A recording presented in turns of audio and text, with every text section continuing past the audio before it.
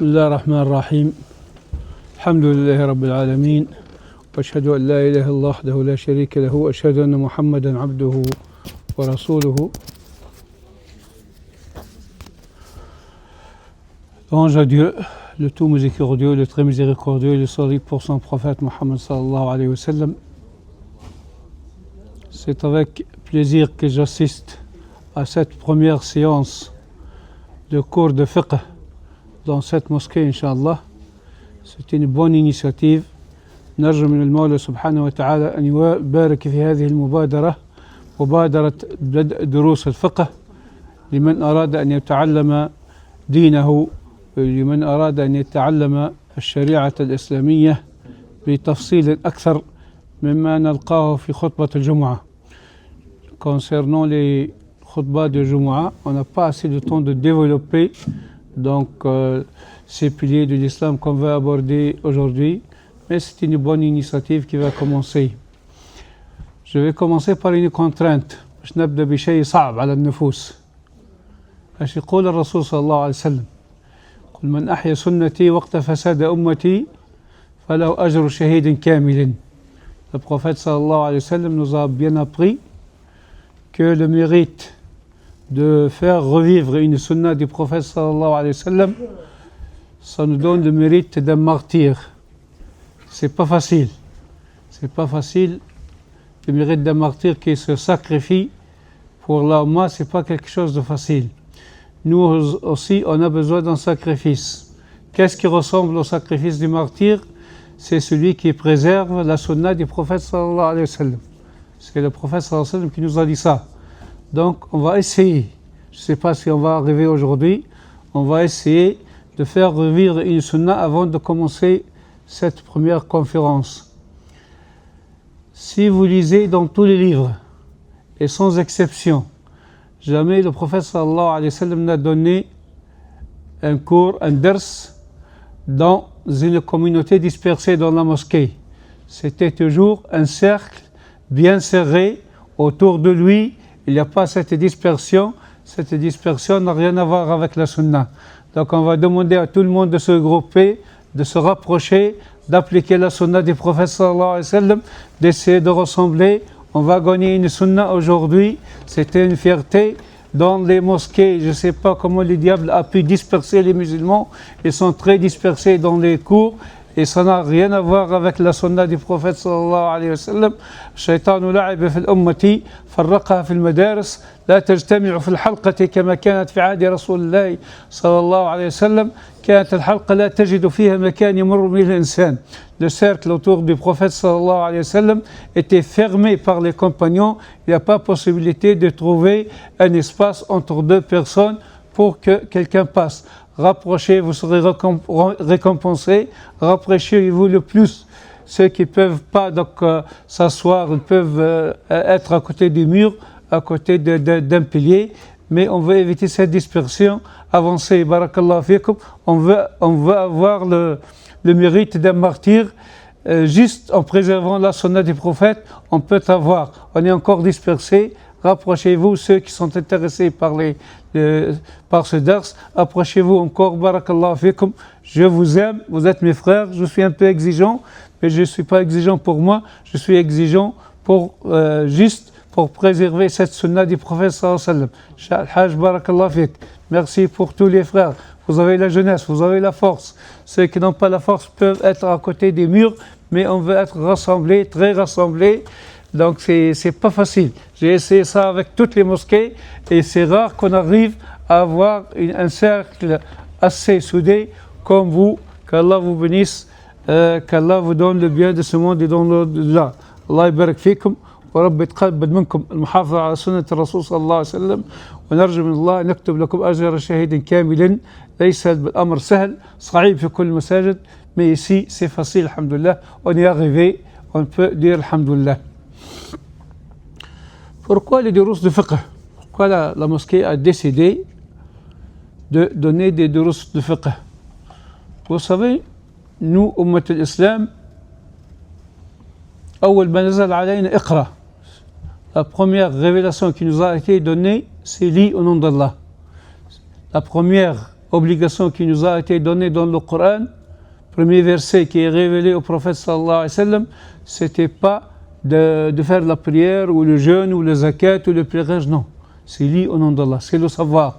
Allah subhanahu wa ta'ala a fait en savoir que le savoir vient avant les piliers de l'islam. Si on a le savoir, les piliers de l'islam seront préservés par la suite, mais si on n'a pas le savoir, on risque de les perdre avec le temps.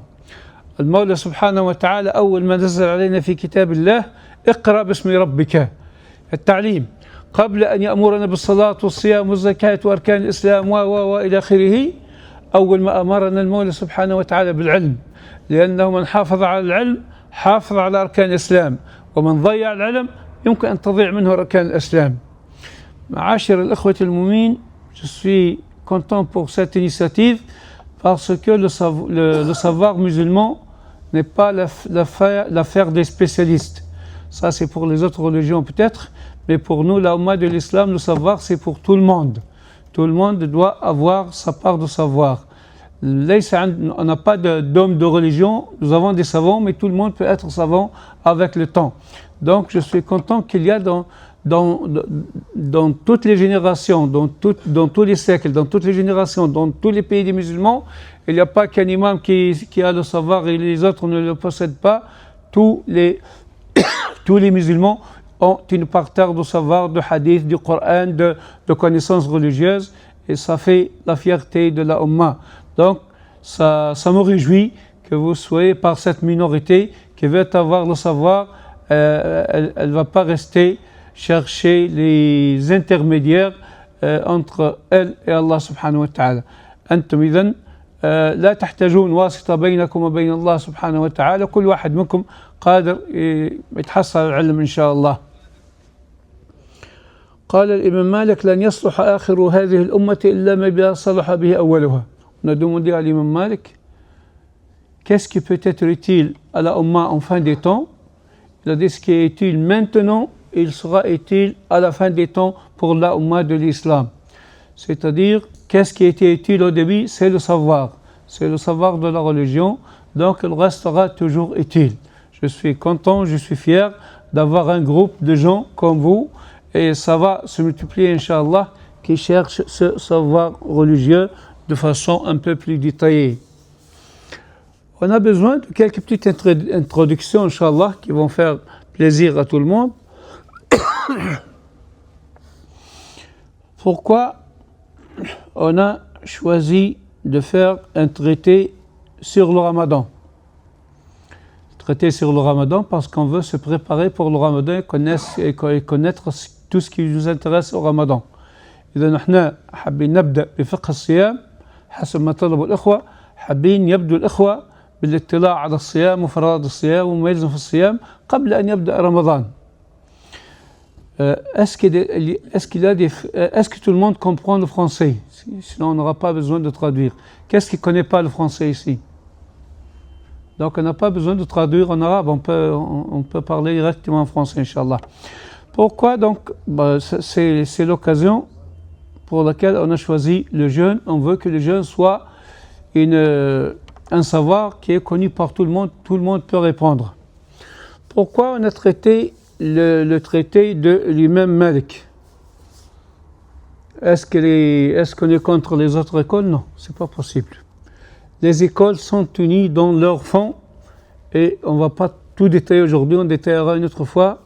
Donc, si on a choisi une école, on reconnaît que cette école et les autres écoles aussi sont des écoles de la juridiction musulmane. On n'a pas à nier l'une de ces écoles-là. Elles ont des particularités, ces écoles. Chaque école a ses particularités. L'école de Médine a la particularité d'être donnée par un savant qui est proche du prophète sallallahu alayhi wa sallam. Il y a deux générations. Il y a la génération des compagnons, éduqués par le prophète sallallahu alayhi wa sallam.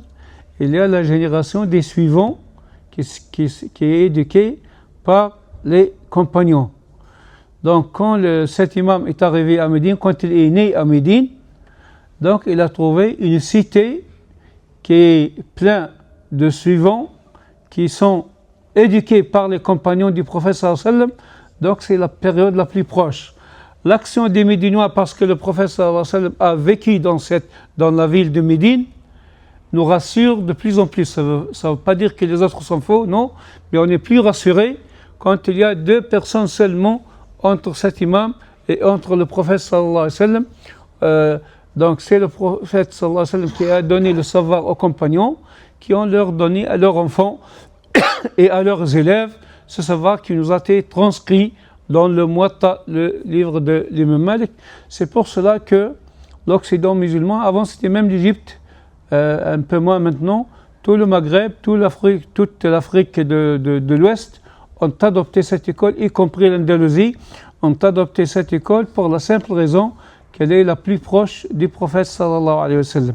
C'est pour cette raison qu'on a voulu prendre quelque chose concernant notre religion qui soit le plus proche. Les gens ont vécu 2 générations.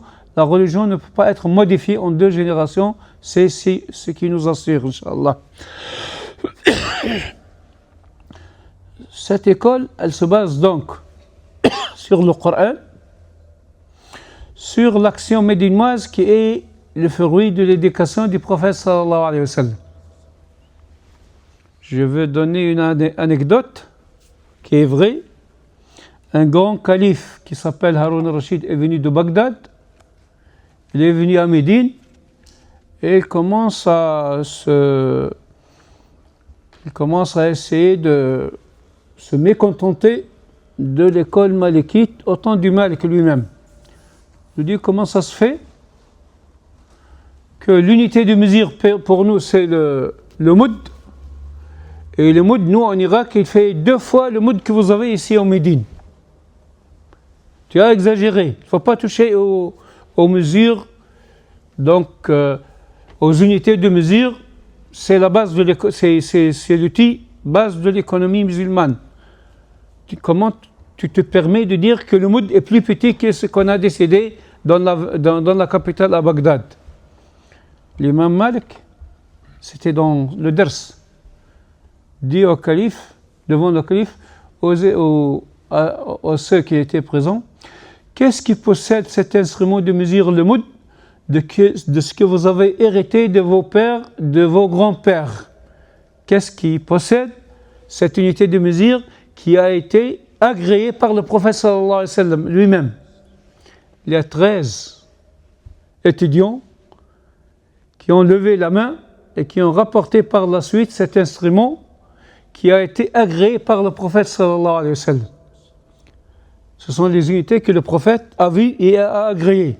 Il nous dit, tu vois, si vous vous basez sur ce qu'a dit l'un après l'autre, nous, dans ce hadith-là, nous basons sur quelque chose de concret que nous possédons de la vie du prophète sallallahu alayhi wa sallam. Il dit, mais comment vous, pour l'adhan, vous faites 2 fois seulement Allahu Akbar, vous ne faites pas 4 fois comme nous? Il dit, oui, tu as des narrations qui t'ont dit que le adhan c'est Allahu Akbar, Allahu Akbar, Allahu Akbar, Allahu Akbar 4 fois. Mais nous, est-ce que tu crois que le muadhan, depuis le temps du prophète, il fait 2 fois? S'il change un jour, est-ce que les gens vont se taire? Il dit non, ils ne vont pas se taire. Donc depuis le temps du prophète sallallahu alayhi wa sallam, le muadhan fait le adhan avec 2 fois la ilaha illallah, Allahu Akbar, et personne n'a protesté. Ça montre que c'est le adhan du prophète sallallahu alayhi wa sallam. C'est ça l'importance de fiqh de cette cité. C'est un fiqh qui est généré par le prophète lui-même sallallahu alayhi wa sallam. Donc c'est pour cela qu'on a choisi de connaître ce qu'est le jeûne dans cette école-là, mais vous allez voir que c'est pas très loin des autres écoles. Les autres écoles, ce ne sont pas des écoles en conflit ou des écoles les unes contre les autres, non. Mais pourquoi il y a des différences dans les écoles? C'est la miséricorde de l'islam. L'islam n'a pas voulu restreindre le fiqh. Le fiqh, c'est le grand boulevard. Vous pouvez aller au milieu, un peu à droite, un peu à gauche, vous êtes toujours dans le même boulevard. Peut-être l'un qui est plus préférable que l'autre, mais tout ça, c'est le boulevard de l'islam, du fiqh. Par exemple, pour prier le dhuhr, on n'a pas une minute dans laquelle tout le monde est obligé de faire la prière à cette minute-là. Non? On a un temps de choix pour le Dhuhr, un temps de choix pour la prière de l'Asr. On a un temps de choix pour ça. Ça veut dire quoi un temps de choix? Que les gens se mettent d'accord pour prier au début, au milieu, ou même à la fin. Tout ça c'est accepté, c'est un choix, c'est pas une obligation qui engage tous les gens à prier à la même minute. Le pèlerinage aussi c'est la même chose. Pour le pèlerinage, qu'en est-il? Le prophète sallallahu alayhi wa sallam a fait le pèlerinage une seule fois. Mais il a montré à ses compagnons 3 façons de faire le pèlerinage, 3 façons totalement différentes. Ça dépend des conditions des gens. Il y a des gens qui viennent beaucoup avant le pèlerinage. Ils ne peuvent pas rester dans leur ihram 1 mois ou 2 mois sans rien toucher, sans ceci, sans cela. Donc il leur a permis de faire la Umrah, se libèrent, et au temps du pèlerinage, ils vont faire le pèlerinage et ils vont sacrifier une bête. Ça s'appelle le tamatta, la jouissance. L'autre façon, c'est les gens qui viennent à la fin du temps, c'est pas la peine qu'ils fassent la Umrah, donc ils rentrent directement dans le pèlerinage. Et après le pèlerinage, ils peuvent faire la Umrah. Sans aucune contrainte, ils n'ont rien à payer, ils n'ont rien à sacrifier. Celui qui veut rassembler tous les deux ensemble, il est un peu fatigué, il ne veut pas faire le tawaf une fois pour la Umrah, une fois pour le Hajj, le Sa'i entre Safa et Marwa, c'est un peu long, 7 fois pour le pèlerinage, 7 fois pour la Umrah, il peut les juxtaposer. Il fait le tawaf, les 7 fois, c'est fait pour la Umrah et pour le Hajj en même temps. Le Sa'i entre Safa et Marwa, il le fait en même temps et pour le Hajj et pour l'Umrah. Il doit sacrifier une bête pour cela. Donc, on n'a pas à dire quel est le mieux. Tout est donné par le prophète lui-même, sallallahu alayhi wa sallam. Il n'a pas voulu, la religion n'est pas venue pour nous étouffer. La religion, pas de contrainte en religion. La religion est faite pour nous donner de l'espace, de la liberté de choix. Donc il ne faut pas s'inquiéter quand vous voyez une école qui ne ressemble pas à l'autre. Ce n'est pas des contradictions, mais c'est en fait une largesse de la religion musulmane. Donc si on prend cette école-là pour savoir qu'est-ce qu'elle nous donne, donc quand on voit que notre école peut proposer dans les détails, pas dans le grosso modo, dans les détails, quelques autres propositions, il ne faut pas s'inquiéter, il faut dire merci Dieu, il nous a donné un espace large dans lequel on peut bouger librement. Je ne vais pas parler de l'imam Malik, ça prend des volumes et des volumes pour parler de sa vie. Bon, peut-être vous connaissez pas mal de choses, mais c'est l'imam de hadith et tout le monde reconnaît c'est le plus grand savant de hadith à Médine. Mais c'est le plus grand faqih du fait que ce rapprochement du prophète lui a renforcé, donc on est plus rassuré avec cette école parce qu'elle est la plus proche de Médine et des habitants de Médine éduqués par le prophète sallallahu alayhi wa sallam. Il est célèbre par le livre Al-Muwatta et on ne va pas trop rentrer dans l'histoire.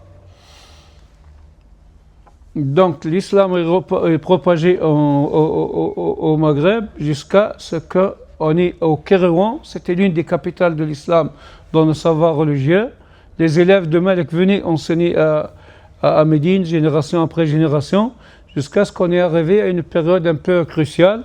C'était un gouvernement chiite qui a interdit la sunna, qui a interdit tout ce qui est sunna, donc l'État fatimide. Il est interdit d'étudier les livres de la sunna, c'est des chiites. Et il y avait beaucoup d'épreuves, beaucoup de savants ont lutté, tout ça, ils ont sacrifié leur vie jusqu'à ce que la prière de vendredi ait été interdite, les tarawih étaient interdits. Un certain nombre de savants faisaient le savoir de façon secrète, dans les maisons, avec des individus, avec des petits groupes, pour préserver la sunna. Et ils ont pu préserver la sunna du prophète sallallahu alayhi wa sallam et à peu près un siècle, jusqu'à ce que la population bien remplie de religion sunnite a pu se lever. Elle a renversé l'État chiite et c'est la sunna qui revient au Kairouan en Tunisie, en Algérie, au pays du Maghreb. L'un des savants qui ont lutté pendant cette période-là s'appelle Ibn Abi Zayd. Ibn Abi Zayd al-Qayrawani, il était très célèbre. On disait de lui Malik, le petit Malik. Il est le grand Malik qu'on connaît, mais lui, on dit Malik al-Saghir, c'est-à-dire le petit Malik.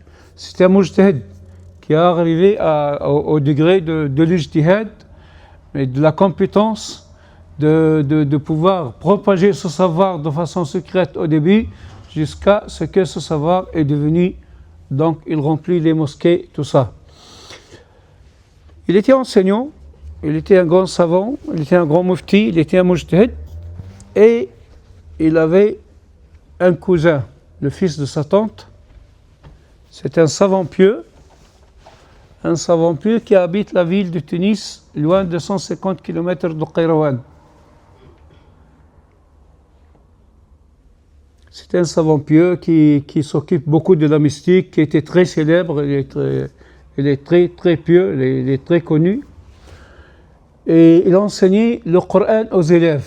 Sa tâche était d'enseigner le Coran aux enfants. Il a réfléchi, il a vu qu'enseigner le Coran c'est quelque chose de bien. C'est ce qu'il faisait. Mais il a vu que ce n'est pas suffisant. Ce n'est pas parce qu'on a enseigné le Coran qu'on va devenir quelqu'un qui connaît le fiqh, les obligations de la prière, les obligations de pèlerinage, du jeûne, tout ça. Ce n'est pas possible. Il faut des cours de fiqh. Il a envoyé une lettre à son cousin maternel à Kairouan. Lui, il s'appelle Mahrez ibn Khalaf et son cousin s'appelle Ibn Abi Zayd Qayrawani. Lui a envoyé une lettre. Est-ce que tu peux me rédiger un petit cours de fiqh que je dois donner aux enfants? Ce cours, je dois le donner aux enfants. Ils doivent l'apprendre avec le Coran, donc il doit être facile, il doit être résumé, il ne doit pas être trop lourd, tout ça. Et lui a écrit, donc son cousin lui a écrit une lettre avec ce qu'il faut apprendre aux enfants. C'est cette lettre qu'on a ici. C'est pour cela, ce livre on appelle Risala, c'est-à-dire la lettre. C'était une lettre qui a été rédigée entre deux savants pour donner le savoir de fiqh qu'il faut enseigner aux enfants. C'est vrai que ça a été aux enfants, ça a été connu et très célèbre dans le monde musulman tout entier, et tous les gens étaient très, très contents de ce résumé qui facilite le passage du savoir aux enfants, qui a été traduit dans plus d'une vingtaine de langues depuis avant le 19e et le 18e siècle, jadis, qui a été traduit presque dans toutes les langues connues à l'époque. Et il y a des commentaires sur cette petite lettre. Je connais un savant de Bagdad de l'époque du 3e siècle de l'Hégire qui a rédigé un commentaire sur cette petite lettre en 10 grands volumes.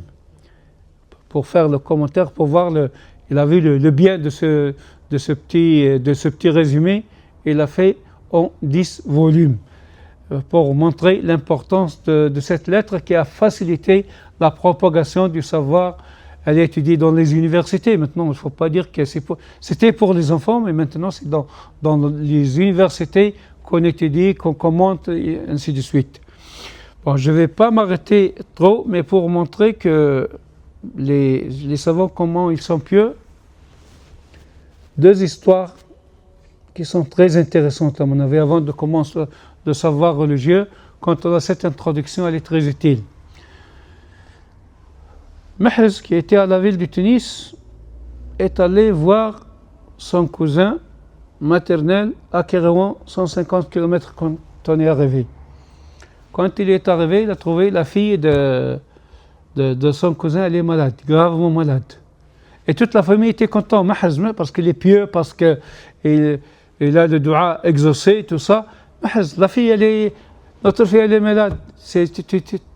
Tu as bien fait d'arriver à ce moment-là. Fais-lui dua, s'il te plaît. Fais-lui dua pour qu'elle guérisse. Il a fait son dua et la fille est guérie. Mahrez, qu'est-ce que tu as fait comme dua? C'est quoi le dua que tu as fait pour qu'elle guérisse vite? Il a dit, j'ai fait un seul dua. J'ai dit, Allah, vu l'importance de son père dans le savoir, je vous demande par la valeur de son père qui est vivant. S'il était décédé, on ne peut pas le faire. Mais avec quelqu'un, on peut intercéder avec quelqu'un qui est vivant. Ça, tout le monde est d'accord. Il y a un conflit sur les morts. Est-ce qu'on peut intercéder par les morts? Je ne vais pas rentrer dans le détail. Mais son père était vivant. Le génie dit, Allah, par la valeur de son père chez toi, guéris cela. Elle est agrégée. Je n'ai pas fait autre chose. Pour montrer le degré de pieux de ce savant qui est son père Ibn Abi Zayd. La deuxième histoire, elle est significative, elle est très significative, qui se passait dans la ville de Kérouan. Ibn Abi Zayd avait une fille qui était allée chez les voisins. Elle n'a pas fait attention, donc en hiver, la nuit est tombée vite, elle n'a pas fait attention, elle est sortie pour rentrer chez elle. Mais elle avait peur dans les rues, il n'y avait personne qui bougeait. Elle avait peur dans les rues d'une grande ville. C'était pas bien éclairé la nuit. Avec le vent, avec tout ça, elle avait peur. Elle ne sait pas quoi faire. Et elle avait une grande maison avec un grand portail qui est ouvert. Elle a dit, peut-être que je vais entrer ici, je vais me sauver, je trouverai une famille. Je ne peux pas marcher toute seule. Elle avait peur. Elle est rentrée. Le portail s'est fermé derrière elle. Elle avait dans la maison, il n'y avait pas de famille. Il y avait un seul jeune, un jeune de son âge. Il ne lui a pas parlé. Elle ne lui a pas parlé. Elle était restée coincée dans le coin. Et lui, il était assis, il était en train de réfléchir. Il réfléchissait beaucoup, beaucoup, beaucoup. Et elle le voit de façon indirecte allumer le feu. C'est pas allumer le feu. Le feu de la lampe, c'était en huile et on peut toucher la flamme directement. Après beaucoup de réflexion, il met le doigt dans le feu jusqu'à ce qu'elle lui fait mal, il retire le doigt. Elle commence à réfléchir longtemps, longtemps, longtemps. Et il refait la même opération sur l'autre bout de la main, la droite, de gauche, tout ça. Sa main est presque brûlée de tous les côtés.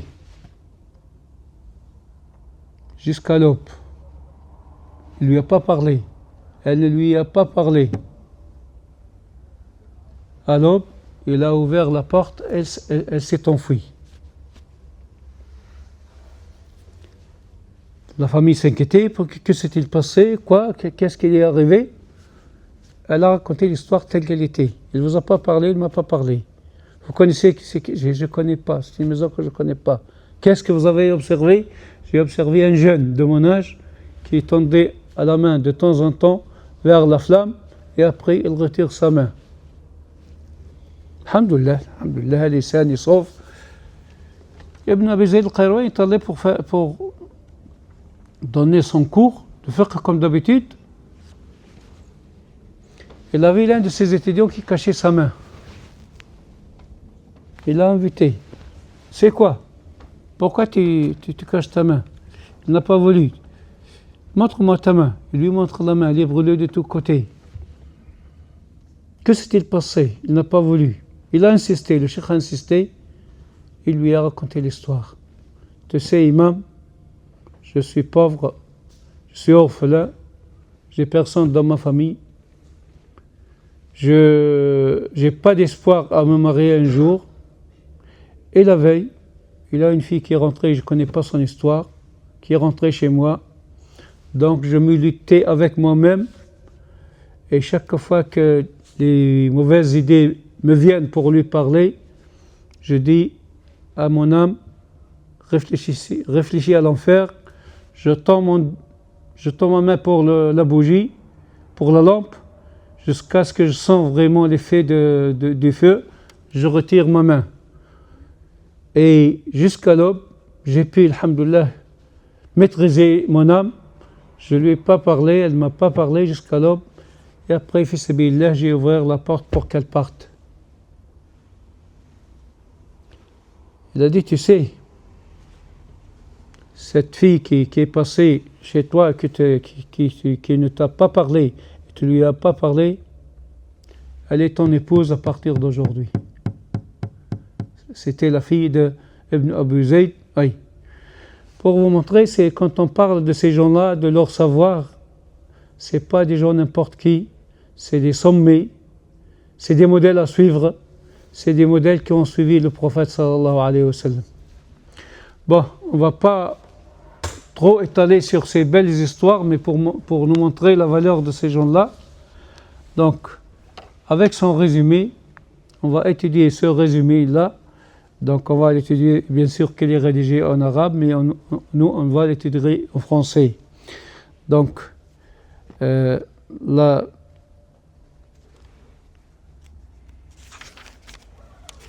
première phrase, c'est court, comme on dit. Donc, chapitre 2, dans le jeûne. Quand il dit un chapitre, c'est-à-dire qu'il y a plusieurs chapitres dans le livre. Il commence par « Wa sawmu shahr Ramadan farida ». Le jeûne du mois de Ramadan est une obligation.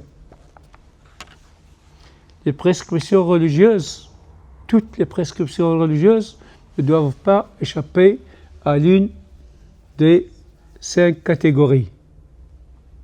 Ou bien c'est une obligation, et le contraire de l'obligation c'est l'interdit, ou bien c'est une action conseillée, et le contraire c'est une action déconseillée, ou bien c'est une action neutre.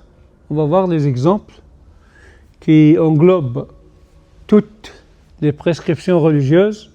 Si c'est une action neutre, vous n'avez pas de hasanat et vous ne serez pas puni si vous le faites.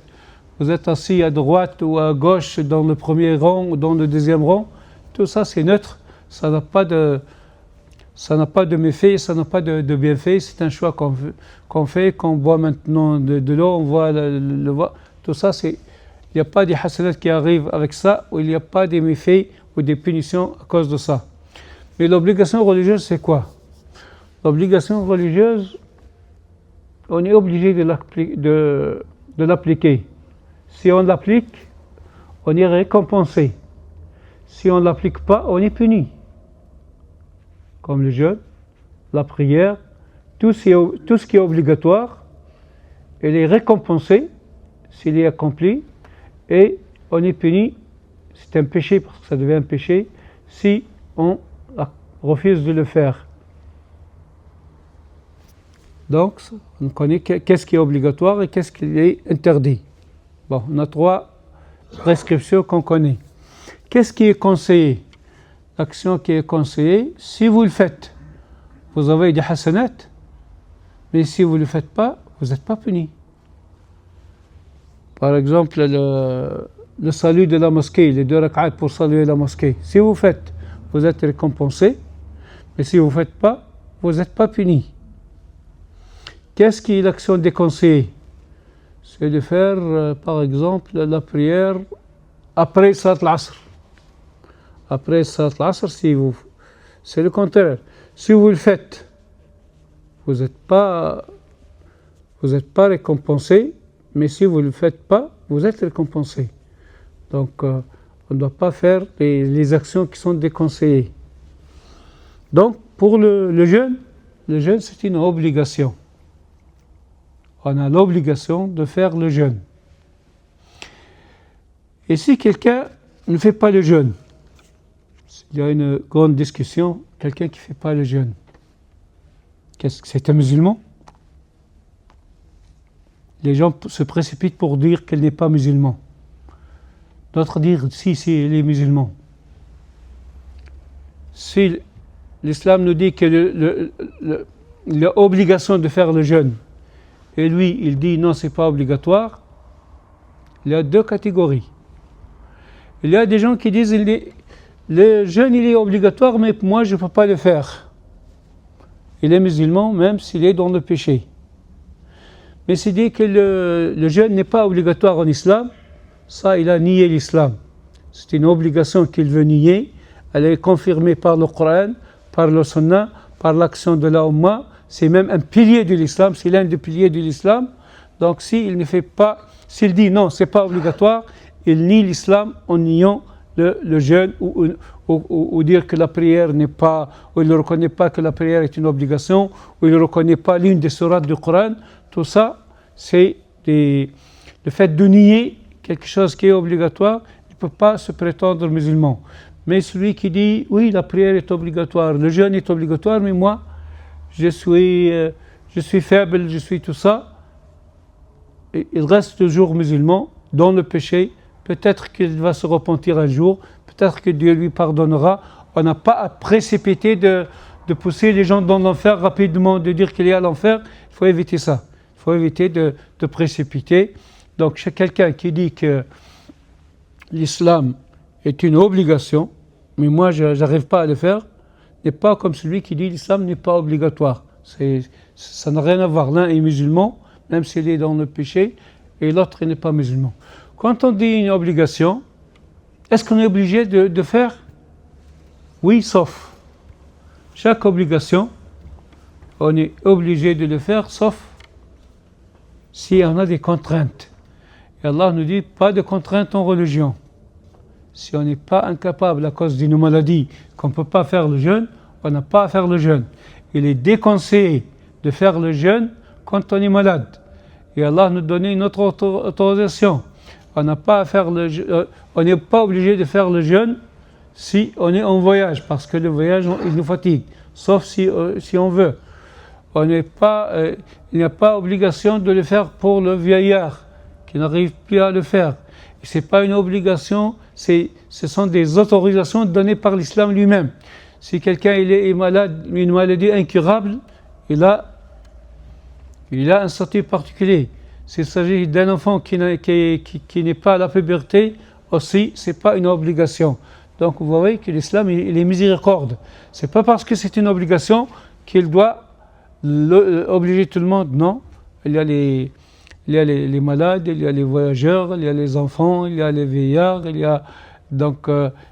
a même la femme qui, quand elle est en règle, elle se sent une fatigue, tout ça, elle ne le fait pas pendant ses règles, parce qu'elle est un peu déréglée à ce moment-là. Il y a une miséricorde d'Allah subhanahu wa ta'ala envers tous les vulnérables, envers tous les nécessiteux, envers tout le monde, parce qu'Allah nous aime, Allah nous donne et il nous dit pas de contraintes en religion. Chaque fois qu'il y a des difficultés, la religion nous permet d'avoir des facilités. C'est la religion universelle qui est valable à tous les humains, à toute l'humanité. C'est la religion qui répond à toutes les conditions. C'est la religion qui répond à la nature humaine, la fitra. La nature humaine, quand elle est malade, on ne peut pas l'obliger à faire le jeûne et elle est malade. Elle a des limites à supporter. Il ne faut pas la contrarier. Donc, dans toutes ces prescriptions, l'islam n'est qu'une miséricorde, qu'une rahma. Il n'y a pas de contrainte. C'est un honneur de se rapprocher de Dieu, de suivre ses ordres. Je vais vous dire plus. L'humanité a découvert,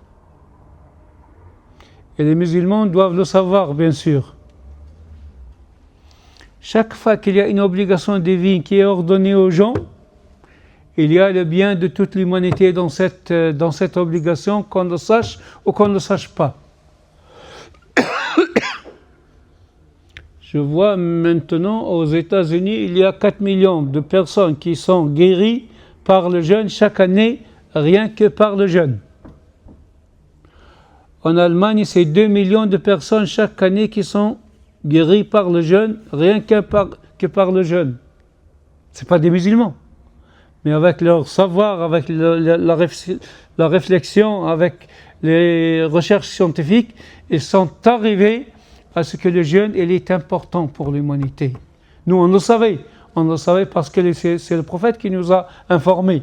Mais les autres nations, dans les pays scandinaves, c'est là où la guérison par le jeûne est le plus développée dans les pays scandinaves. Subhanallah. J'ai vu, il y a une mode chez quelques médecins ici en France. Ils ne font pas le jeûne comme nous, mais ils font un jeûne sur toute l'année. 15 heures par jour, ils ne doivent pas manger. Ils boivent de l'eau, mais ils ne doivent pas manger. Ils ont compris qu'il y a un intérêt dans le jeûne, même s'ils ne connaissent pas l'islam. l'humanité a compris que le jeûne est important. Et si Dieu nous a obligés de faire le jeûne, parce qu'il est important pour nous, il est important pour notre santé, il est important pour tout le corps et tout le fonctionnement de notre corps, il est très, très important ce jeûne-là. C'est les savants qui le découvrent, mais c'est Allah qui nous les a prescrits depuis le début de l'islam. Donc sachez, chaque fois qu'il y a quelque chose qui est recommandé par la religion, elle est utile pour la nature humaine. Chaque chose qui devient une obligation, elle est une obligation parce qu'elle est très utile pour la nature humaine. Chaque chose qui est interdite, elle est interdite parce qu'elle fait mal à la nature humaine, parce qu'elle est nuisible à la nature humaine. S'il y a des actions qui sont plus recommandées que d'autres, parce qu'elles sont plus utiles à la nature humaine. Fada'il al-a'mal. S'il y a des grands péchés qui sont plus nuisibles que l'autre, s'il y a des péchés qui sont de gros péchés, elles sont de gros péchés parce qu'elles sont plus nuisibles à la nature humaine. Subhanallah, toute la religion qu'on a essayé d'attaquer de droite et à gauche, toute la religion est faite pour répondre à la nature humaine. Ce qui est, Allah a créé l'être humain. Il sait qu'est-ce qu'il est bien pour lui. Tout ce qui est bien pour la nature humaine, il est ordonné par la religion.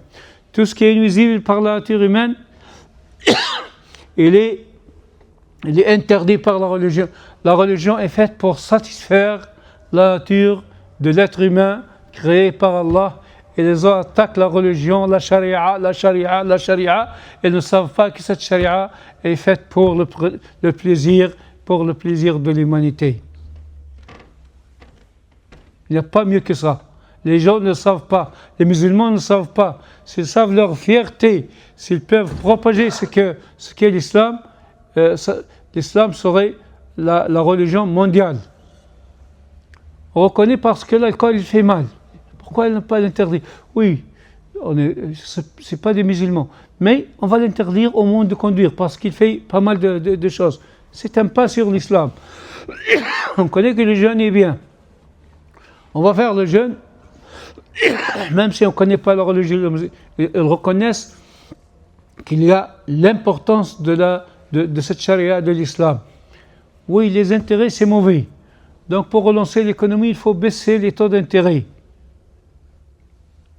On sait que l'interdiction de l'intérêt va faire rejaillir l'économie mondiale. Pourquoi on ne le fait pas? On commence à connaître les petits pas sur l'islam, mais ça viendra un jour ou l'autre avec l'humanité. Donc cette obligation de l'islam, وصوم شهر رمضان فريضة يصام لرؤية الهلال ويفطر لرؤيته. Bon, quels sont les moyens des musulmans pour connaître l'entrée d'un mois et la sortie au temps du prophète? Il y a l'apparition de la nouvelle lune, il n'y a pas autre information. Ils connaissent que le mois, les mois lunaires peuvent être des mois de 29 jours ou de 30 jours. Il n'y a pas possibilité que ce soit 31 jours. Il n'y a pas possibilité que ce soit 28 jours. Donc, en observant la Lune, quand on va, c'est simple. L'islam se base sur des règles simples. Pour connaître l'entrée du Ramadan, c'est la nouvelle lune. Pour connaître l'arrivée de l'Aïd, c'est la nouvelle lune de Shawwal. Un berger en plein Sahara peut connaître l'entrée du Ramadan et la sortie du Ramadan et l'arrivée de l'Aïd. N'importe quel berger dans le Sahara, dans un lieu isolé, avec le soleil, avec la tombée de la nuit, peut connaître le Maghrib, peut connaître donc quand l'ombre matinale il s'arrête à un certain point, c'est midi. Après, il sait que c'est le Dhahr. Quand l'ombre fait 2 fois la personne, c'est l'Asr. Donc, l'islam ne se base jamais sur des moyens compliqués pour connaître la religion. C'est pas possible. la religion musulmane n'est pas l'affaire de spécialistes. Si elle était l'affaire des spécialistes, elle serait transformée comme les autres religions. Pourquoi l'islam ne s'est pas transformé? Il est resté intact tel qu'il était au temps du prophète. C'est notre frérité de faire le même rite du jeûne comme le faisait le prophète sallallahu alayhi wa sallam, parce qu'il n'est pas devenu un jour l'affaire de quelques spécialistes qui peuvent modifier quoi que ce soit. C'est la propriété de toute la Ummah. C'est la propriété de toute la Ummah. Donc si quelqu'un veut le transformer, les autres ne vont pas accepter. L'islam est resté tel qu'il est, le Coran, la zakat, tout est resté inchangé parce que toute la Ummah participe à cette protection-là. Mais s'il y a les nuages, qu'on n'a pas vu la nouvelle ligne, et qu'on connaît le premier du mois d'avant, on continue jusqu'au 30 pour le mois d'avant, on ajoute un jour, et après, même si on ne voit pas la nouvelle lune, donc on commence le mois du Ramadan. C'est des mois simples, très simples, plus simples qu'on peut le penser. La zakat, on connaît le temps de zakat avec l'arrivée de la qiyat, avec ceci. Donc il n'y a rien de difficile donc, en islam. On va terminer par un petit détail qui est important.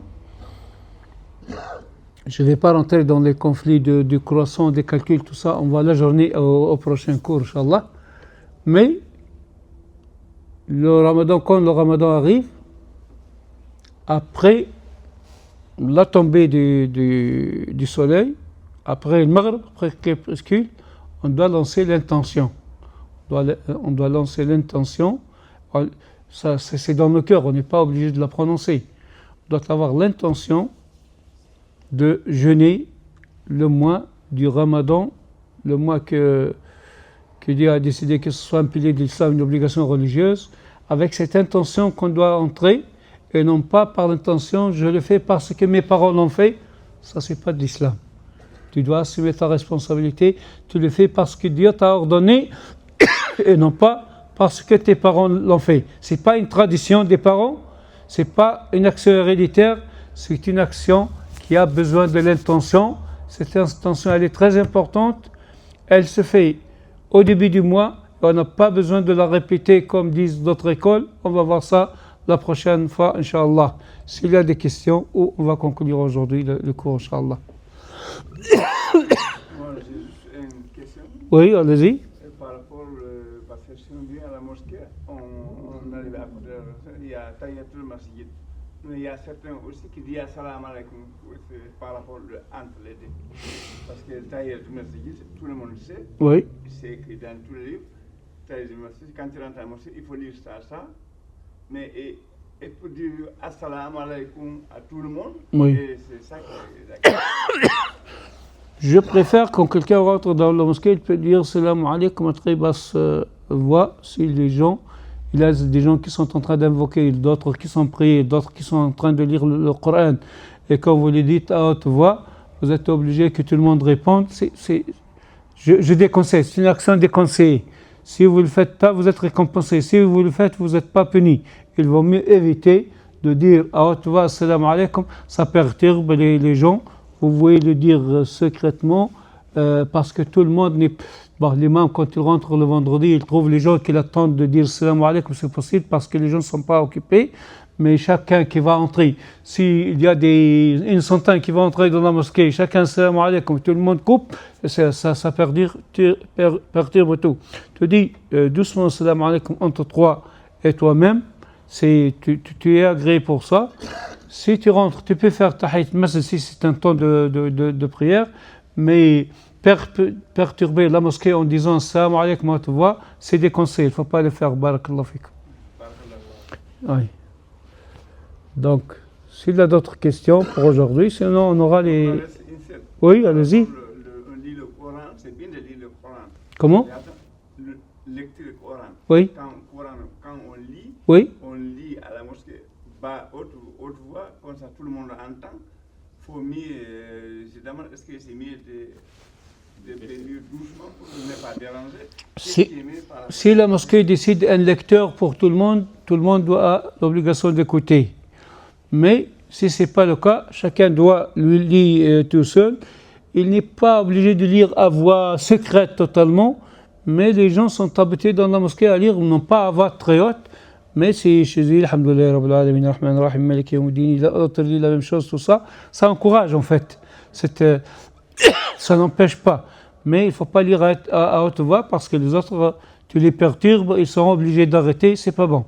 Ou bien un lecteur pour toute la mosquée, on l'écoute, ou bien chacun peut lire tout seul, de façon à ne pas gêner les autres, Inch'Allah. Allah yabarak fik. Marhaban.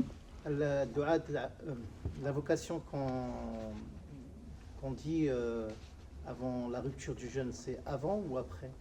Au moment de la rupture. Quand vous commencez la rupture, vous le faites en même temps. Oui. C'est pas avant, je le fais et après je mange. C'est pas je mange et je fais après, mais je peux le faire au moment avec les dates, avec l'eau, tout ça, je peux le faire. Oui, Inch'Allah. Et qu'Allah accepte vos doigts et de nous faire un doigt avec vous, Inch'Allah. On dit qu'il n'y a pas de salat. Bon, il y en a, je vois quelqu'un qui, après la salat al-asr, après il fait nafil. C'est très déconseillé. C'est déconseillé, c'est très déconseillé, c'est beaucoup de conseillés. Ça n'était pas dans les écoles reconnues. Maintenant, il y a quelques tendances qui veulent le faire. Je ne suis pas de cet avis. C'est tout ce que je peux dire. Entre l'Asr et le Maghrib, il n'y a pas de prière surrogatoire entre l'Asr et le Maghrib. Et si on a fait la prière du matin, du Subh, on doit attendre jusqu'au lever du soleil, il ne faut pas faire. Il y a des gens qui l'ont fait. C'est une tendance qui vient de Riyad, de Najd, tout ça, qui disent qu'il faut le faire. J'étais à Riyad, dans l'université de Riyad, en train d'écouter la discussion sur une thèse de doctorat. Un étudiant qui est en train de discuter sur une thèse de doctorat avec beaucoup de chouyoukh d'Arabie Saoudite et avec un cheikh égyptien d'Al-Azhar qui est plus âgé, tout ça. Et l'étudiant a dit dans le texte de sa thèse que la prière après Subh et avant le soleil, elle est recommandée et c'est l'avis de la majorité des savants. Et le savant égyptien était là pour répondre devant tous les savants saoudiens. Tu dis la majorité, c'est une exception qui n'est pas reconnue chez vous à HDC, et tu me dis que c'est la majorité. C'est une exception que la majorité de l'Amma n'accepte pas et tu veux l'imposer en tant qu'une obligation. Ce savant de l'Azhar l'a dit devant les docteurs et devant les chouyoukh de Riyad et personne n'a pu le contrarier. C'est un avis qui est très défavorable. Je ne peux pas dire plus, mais celui qui veut suivre la majorité de l'Amma, il faut éviter. Et celui qui ne veut pas, que ce soit après l'Asr, que ce soit après la Salat Subh, Inch'Allah. Oui? C'est quoi la différence entre le Subh et le Fajr? Le Subh et le Fajr, c'est la même chose. Okay. Des régions, les uns disent le Fajr, ce que les autres appellent Subh. Subh, c'est le matin, mais le matin, du point de vue religion, c'est la même minute. Le Fajr ou le Fajr ou le Subh, c'est la même minute. Quand il y a le Fajr, il y a le Subh. Vous priez le Subh. Le Fajr, normalement, ça se dit pour les deux rak'ats surrogatoires et le Subh pour l'obligatoire. Ça, c'est la majorité. Mais il y a des gens qui font l'un à la place de l'autre. Donc, c'est le même temps. Sauf que l'une est surrogatoire et l'autre, elle est obligatoire. La surrogatoire, on fait avec deux rak'at de façon discrète, tout ça, très courte. Et l'obligation, elle est faite avec deux rak'at qui sont lues à haute voix. Il vaut mieux qu'elle soit longue, ce qu'on peut, quoi. Oui. Oui. Toujours dans la même lignée de ces questions. Oui. Pour ce qui est de Raghibat al-Fajr, Oui. ou le Fajr, la surrogatoire. Oui. J'ai entendu deux où ils disent que le Madhhab Maliki, Oui. on fait que la Surat al-Fatiha, Oui. faqat, pour les deux rak'at. Et dans une autre riwaya, où ils disent qu'on fait Qul ya ayyuhal kafirun et Qul huwa Allahu ahad. C'est laquelle Bon, c'est pas contradictoire. Normalement, pour cette prière surrogatoire du Fajr, on fait la Fatiha et on fait une petite sourate, que ce soit Qul Ya ayyuhal kafirun ou Qul huwa Allahu ahad. Mais la vie là, qui dit avec. Si tu fais que la Fatiha seulement, la prière est acceptée parce que la sourate, elle n'est pas obligatoire. Donc, quelqu'un qui a fait le Fajr avec la Fatiha seulement dans les 2 rak'at, c'est accepté. Pour vous donner le minimum acceptable. Mais il est conseillé d'avoir avec la Fatiha toujours une petite sourate. Si la sourate elle n'était pas faite avec la Fatiha, elle est acceptée cette prière surrogatoire. Mais dans la prière obligatoire, non. Dans la prière obligatoire, il faut et la Fatiha et la sourate avec. Inch'Allah, ça rafraîchit les questions, rafraîchit l'esprit, Inch'Allah. Oui. Il est quelle heure maintenant? 16h20. Comment? 16h21. 16h21, donc on a dépassé nos limites. Normalement, on doit s'arrêter à 16h. Bon, ça montre qu'il y a des gens qui sont intéressés. Qu'Allah vous bénisse. Qu'Allah bénisse votre savoir. Qu'Allah bénisse vos familles, votre santé, votre religiosité, vos biens et tout ce que vous espérez dans ce monde et l'au-delà, Inch'Allah.